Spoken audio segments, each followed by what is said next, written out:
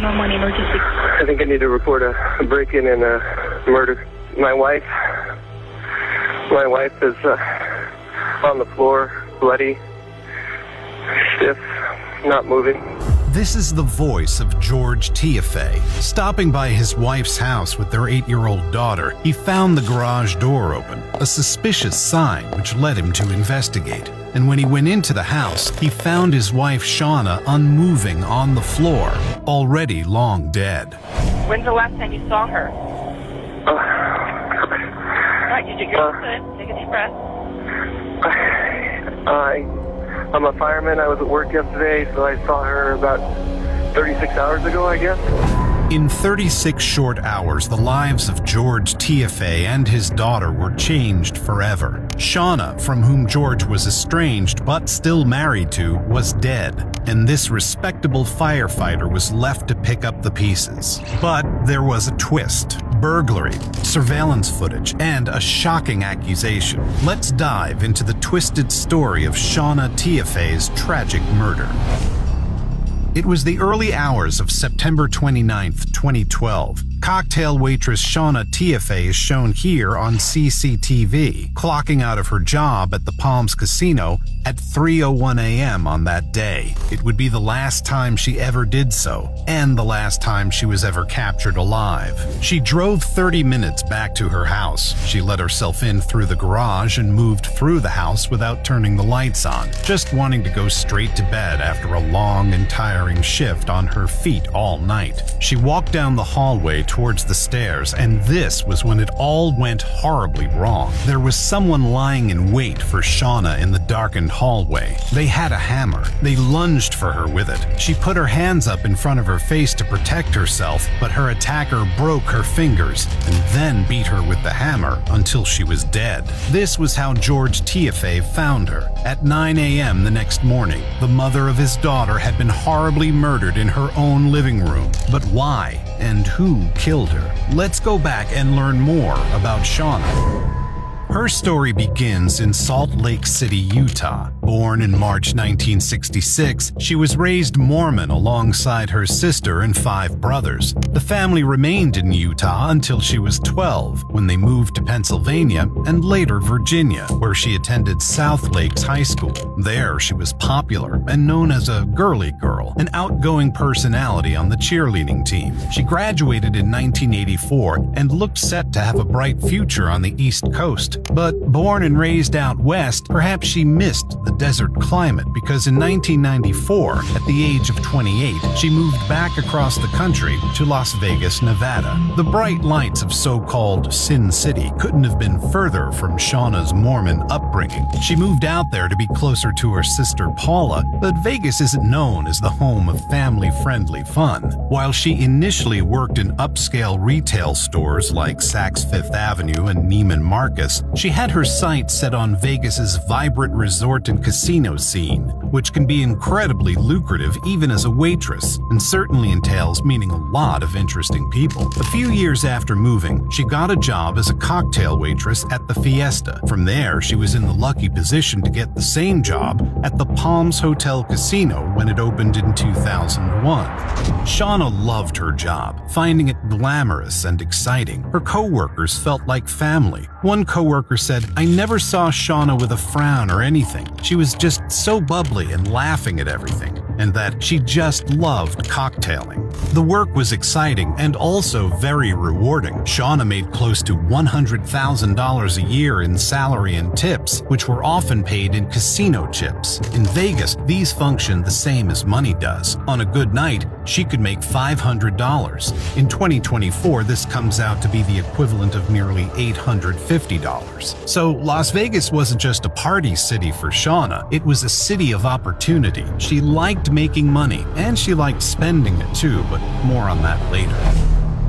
It was at her job at the Palms in 2002 that she met her husband, George Tiafe. Born in September 1972, George was 6 years younger than Shauna. He grew up on a chicken ranch. His father died when he was young, and he was brought up to work hard on the farm. This ethos of hard work carried over into his education. He graduated as valedictorian of his high school class and went on to the U.S. Military Academy at West Point. He served in the Army Corps of Engineers, building schools and water systems in third world countries, and when he left the military, he was dissatisfied by the mundanity of a civilian engineering job based in an office, so he became a Las Vegas firefighter. George was charismatic and had something all-American about him, according to those who knew him. He was a family man who sent money home to his mom, who was looking after his disabled sister. A hard worker, he was also considered handsome and was featured in a firefighter pinup calendar. It was no wonder that Shauna felt drawn to him when she first met him at the Palms in 2002, and no wonder that the two hit it off. 1 year after they first met, their daughter was born. Another 3 years later, they got married in Hawaii, a picturesque beach wedding, on March 16, 2006, 3 days after Shauna's 40th birthday. The photos display a happy couple enjoying their time together, picture perfect, with no hint of the tragedy to come. This was in 2006. In 2008, however, things would change, not only for George and Shauna, but for millions of Americans and indeed people across the world. It was the year of the Great Recession, the worst-scale economic downturn to hit the U.S. since the Great Depression in the 1920s. The recession doubled unemployment rates to more than 10%. It was triggered by the bursting of the housing bubble, and it affected housing across the country, but particularly in Vegas. As a city that relies on tourism, particularly the casino industry, which necessitates its customers having money to spend, and construction, it was hit hard. Foreclosures were common, and the unemployment rate in the city skyrocketed to 14%. The TFAs were not immune to this crisis. George himself lost money in the housing market crash, and like many families, they had to adjust their lifestyle to fit their new circumstances. This led to tensions in the home. He began to become jealous and controlling. He accused Shauna of dressing like a slut for work in front of their daughter, who was an impressionable little girl. She didn't want him saying things like that under any circumstances, but especially not where their daughter could hear him. He complained about her spending habits, which only aggravated the situation, since she was used to earning her own money in rapid, hard-working shifts cocktailing and spending it how she wanted. Shauna also took issue with a man George hired to do jobs around the house. This man was homeless, and George appeared to be doing him a good turn, but Shauna found him creepy and said his presence made her uncomfortable. The marriage only continued to degrade. They'd been together for a decade and married for 6 years when Shauna decided she'd had enough and finally moved out of their family home. It was April 2012. Their daughter was 8 and they began sharing custody, but it was difficult since Shauna continued to work long nights as a cocktail waitress and George's shifts as an EMT and firefighter were just as long and arduous. As a result, their daughter spent a lot of time with George's mother, who lived in the nearby area. Perhaps it was for her daughter's sake that Shauna wasn't ready to give up on the marriage, or perhaps it was that she was an idealist who'd achieved her dreams of working among the bright lights of Vegas and she couldn't surrender her handsome, charismatic husband or the beautiful family he'd provided her with. She carried an optimism with her, and she convinced George that they should see a marriage counselor. They spent the summer trying to work on their marriage, but in early September things started to go wrong in Shauna's life. Her townhouse was burglarized. Someone broke in and used her shower and stole her wedding ring and a pair of her bathing suit bottoms. The burglar also left something behind, a pair of boxer shorts, size small. The break-in was understandably terrifying, but Shauna, forever the optimist, made no security upgrades to her house, believing that lightning wouldn't strike twice. She was wrong.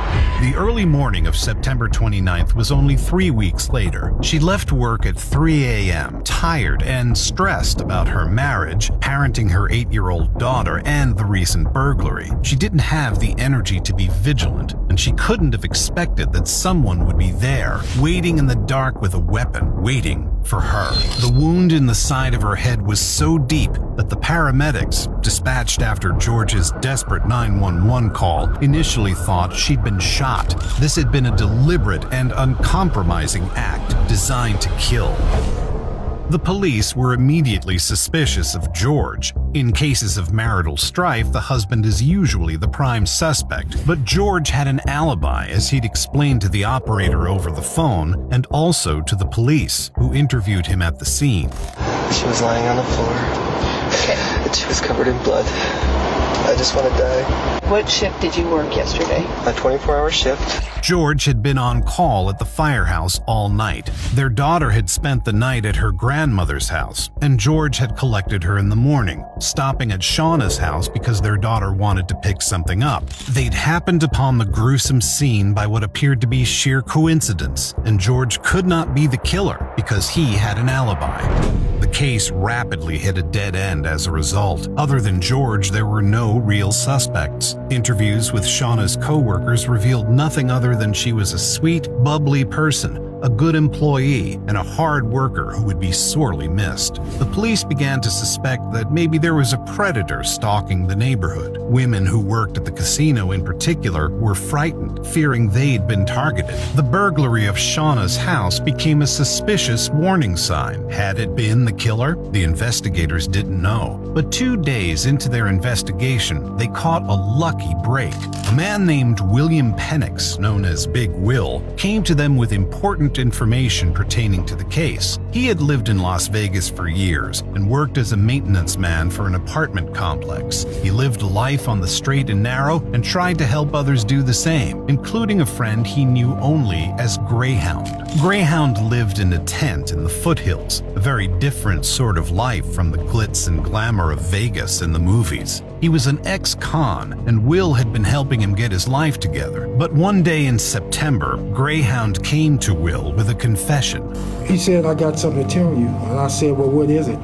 He said, "I just murdered a woman." According to Will, Greyhound hadn't even seemed to feel guilty about it. He'd seemed satisfied with the fulfillment of a task, the promise of a reward. He said he'd hit the woman over and over with a hammer until the hammer broke. So Will called the cops. Initially, they were dubious. As a lead in the investigation, it seemed too easy to be true, but they followed it up anyway. Greyhound was known to steal food from an Albertsons grocery store, so the investigators went there with Will to find out where he'd last been seen. Will also knew that Greyhound sometimes sold drugs at the gas station next door, but they didn't need to talk to any witnesses to find him in the end. Will spotted him right there on the street. The cops approached him. He had drugs in his possession, which enabled the investigators to take him back to the police station. Greyhound's real name turned out to be Noel Stevens, and he fervently denied what he'd told Will about killing a woman with a hammer. Without a confession, the police needed physical evidence to tie Stevens to the crime. They launched a search for his campsite, scouring through miles of Vegas desert on foot and with a helicopter. Finally, out in the foothills 8 miles from the Vegas Strip, they found Noel's campsite, and they found the evidence they'd been looking for. It was a rolled-up pair of Stevens's pants, hidden half under a bush, and the pants were bloody. The investigators tested them for DNA right there and then. When the DNA result came back, the truth was clear. Noel had been involved in Shauna's killing. It was Shauna's blood. They could leverage this in Noel's interrogation. They told him that someone had come forward, telling them that he'd killed Shauna. They were stretching the truth, since of course Will didn't know who Shauna was, but the technique worked. Noel confessed. He had hidden in Shauna's house, lying in wait, and attacked her with the hammer when she came home from work in the early hours of September 29th. But there remained a problem. Why? Why would this homeless ex-con even know who Shauna was, much less have a motive for killing her? The police examined Noel's cell phone for clues. What they found there would shock them and turn the whole case upside down. They found George Tiafe's number. They asked Noel who George was, and Noel said, "That's my friend, the firefighter." He said George sometimes paid him to do work around the house, and the pieces came together. Noel was the homeless man George had brought around to do domestic tasks, the one around whom Shauna had felt so uncomfortable. Her killer had been known to her. Worse, she'd sensed he was dangerous. So how was George tangled up in this? The day of the murder, Shauna's sister Paula had held her own suspicions. She and her husband called George when they found out about Shauna's death, and they recorded the call. Hello? George? Yes, This is Paula. Can you tell me what's going on? Shauna passed away. And what did they do to her? I don't know, just looking at the pool of blood. George was with a grief counselor when he took the call, standing just outside Shauna's house. After this brief conversation, he handed the phone over to the grief counselor, who talked with Paula and her husband. But Paula wasn't in the mood to be consoled. She needed to share her suspicions. No one else can hear what I'm saying, correct? Correct. I have my suspicions that her husband may be involved in this, based on, many conversations I've had with my sister. I highly suspect that he may be involved. Now, initially this wasn't taken seriously, simply because George had such an ironclad alibi for the time of the murder. It was easier to blame a homeless ex-con like Noel Stevens than an upstanding citizen, a firefighter like George Tiafe. But the two seemed to be connected. Investigators discovered on Noel's cell phone that he and George had called each other 87 times in the last month. This was far more than a friendly acquaintance. They'd first met when they were living on the same street. Before Noel moved out into the desert, he'd been living with his sister only a few doors down from George and Shauna. They got to know each other, and Noel began to do odd jobs for the Tiafes, which continued when he'd left his sister's house and became homeless. Noel idolized George, who was charismatic and put out an air of success despite his recent financial troubles after the housing market crash. So when George gave him $600 with the promise of thousands more to come to kill Shauna, Noel didn't say no. Noel agreed to do it. Initially, Noel told police they discussed staging an accident. Noel would hit Shauna over the head and then put her in her car, driving it into the wall. But an autopsy would reveal the blow to the head, arousing suspicion. They also talked about suffocating her with a plastic bag, but Noel worried that he could get scratched, leaving her body with his DNA. According to Noel, George floated the idea of committing the murder at the Palms and drew up a map showing where Shauna parked her car. But when Noel climbed the wall into the parking lot, he was startled by the high security presence, customary at a casino setting, and took off. Finally, the pair settled on Shauna's house as the best location to commit this callously planned killing. George gave him a key. Noel used this key to scope out the scene about 20 times, including breaking in 3 weeks before the attack. This was the mysterious burglary when he stole her jewelry and underwear. Far from a one-off break-in, this was a precursor to something far more deadly, organized and arranged by her own husband. Investigators found surveillance footage of George and Noel at Lowe's together, buying a hammer, a knife, and gloves a few weeks before Shauna's death. Noel then led the police to the spot where he buried the hammer itself. Noel's attack had been so violent that the hammer handle had snapped in two. It had a barcode matching Lowe's. Put together, this added up to damning evidence of George's own involvement. 9 days after Shauna's murder, on October 8, 2012, the investigators confronted George's family with this evidence. They were horrified and disbelieving, and after the meeting, George's sister called him, presumably to tell him what the police suspected. George dropped his daughter off at his mother's house and took off in his truck immediately, speeding through city traffic onto the Summerlin Parkway. He floored it to 90 miles per hour and accelerated into a barrier, hitting it headlong. There were no skid marks, and it was believed to be a suicide attempt. He survived because he was wearing a seatbelt. Lying in his hospital bed, George Tiafe was charged with his wife's murder. At the police station, Noel Stevens was also charged. He pleaded guilty in 2013 and agreed to testify in a deal that meant prosecutors would not seek the death penalty against him. But for the prosecution to prove that George had been the instigator, Noel would need to make a convincing witness. He had a stutter, brought on by stress, and Big Will confessed that sometimes he didn't believe what Noel Noel said, but Noel spoke on the stand anyway. Are you just doing work for him, or is there something? Friends. What kind of things have you done together? We worked out, stuff like that. He admitted that he'd been the one to break into Shauna's house and leave behind the pair of boxers, and that this had been a dry run for the actual murder. Who told you to make it look like a robbery? George did. I hit her in the head. What happens when you come out that door and you're holding that hammer? She tells me why I'm doing this. She says, "Why are you doing this?" Yes. Who told you to kill Shauna? George. This was the last nail in the coffin for George Tiafe. Although Noel admitted to experiencing hallucinations and had a troubled past, it seemed clear that the plot was too contrived for him to have invented it. He also told the court that leaving the garage door open was a signal the pair had invented, so that George would know he'd done the job when he came by the house the next morning. This makes it even more chilling that George brought his 8-year-old daughter to Shauna's place that day.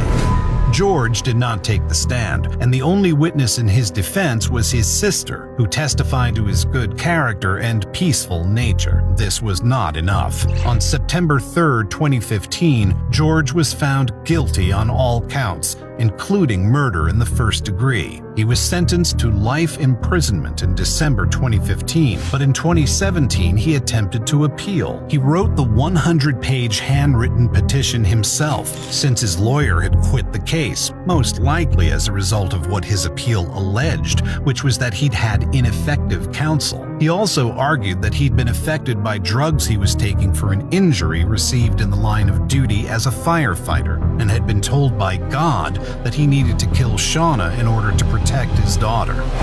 This appeal was denied. The court's response was this: that George plotted the murder while he worked, cared for his daughter, and fostered an amicable relationship with the victim to avoid any suspicion related to her death. Given the patience, subterfuge, and perseverance involved in this plot, the appellant has not demonstrated a reasonable probability that he would not have been convicted or would have received a more lenient sentence. As the reason he'd done it, the police and prosecutors believed it was all about money. Investigators had found evidence that George had been trying to hide money through his mom, and the tensions in their marriage had begun with the Great Recession and had continued to circle around Shauna's spending habits. This, it seemed, was the reason he'd contracted Noel Stevens so coldly and cruelly to murder his wife. In 2023, George and Shauna's daughter graduated high school. She's been living with her grandmother ever since the tragic events of 2012.